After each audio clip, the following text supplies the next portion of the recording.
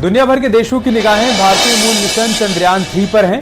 इसी साल 14 जुलाई को श्रीहरिकोटा के सतीश धवन स्पेस सेंटर से चंद्रयान 3 लॉन्च किया गया था, जो अब अपने मिशन के सबसे करीब पहुंच चुका है। दरअसल चंद्रयान 3 चंदा से तकरीबन 150 किलोमीटर ही दूर है और चंद्रयान 3 की 5वीं ऑर्बिट में एंट्री भी हो चुकी है। अब चंद्रयान का स्पेसक्राफ्ट सॉफ्ट लैंडिंग के लिए पूरी तरह से तैयार है और कल ही लैंडर मॉड्यूल अलग हो जाएंगे, जिसके बाद 23 अगस्त को लैंडर विक्रम सॉफ्ट लैंडिंग करेगा। हालांकि इंजन फेल होने पर भी चंद्रमा की सतह पर लैंडिंग होने की पूरी उम्मीद है। इसरो चीफ का कहना है कि भले ही सभी सेंसर और 2 इंजन काम करने में विफल हो जाएं, फिर भी सॉफ्ट लैंडिंग सुनिश्चित की जाए। 10, 9, 8, 7 plus 5 seconds. भारत का मिशन मून सच होने के बेहद करीब पहुंच चुका है, क्योंकि वो घड़ी अब बहुत दूर नहीं है। अगर सब कुछ इसरो की प्लानिंग के तहत हुआ तो 23 अगस्त को हिंदुस्तान चांद पर परचम लहराएगा। इसी दिन चांद पर हिंदुस्तान के कदम पड़ेंगे। 23 अगस्त को चंद्रयान 3 की चांद पर सॉफ्ट लैंडिंग करने की पूरी तैयारी है।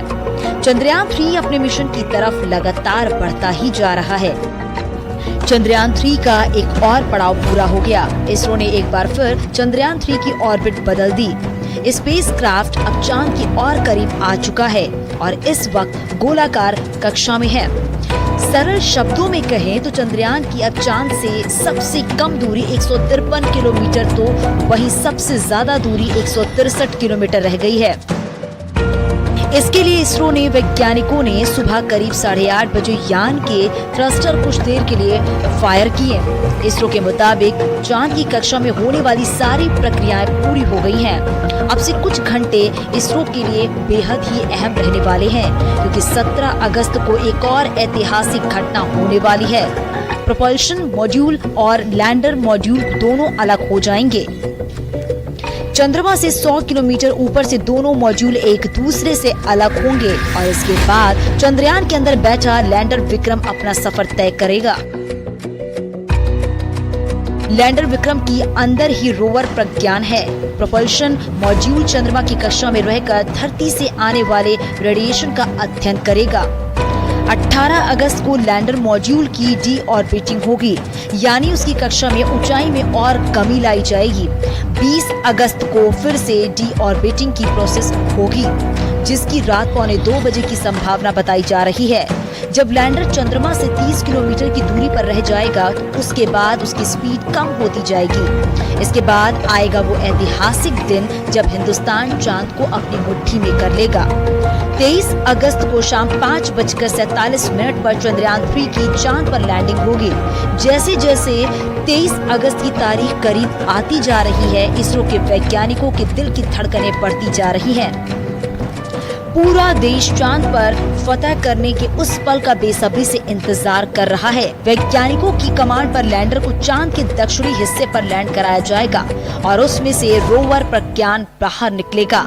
सीढ़ी के जरिए रोवर प्रज्ञान को उतारा जाएगा। उसके बाद रोवर चांद की सतह पर अपने प्रयोग करेगा। 14 दिन तक रोवर चांद में घूमेगा।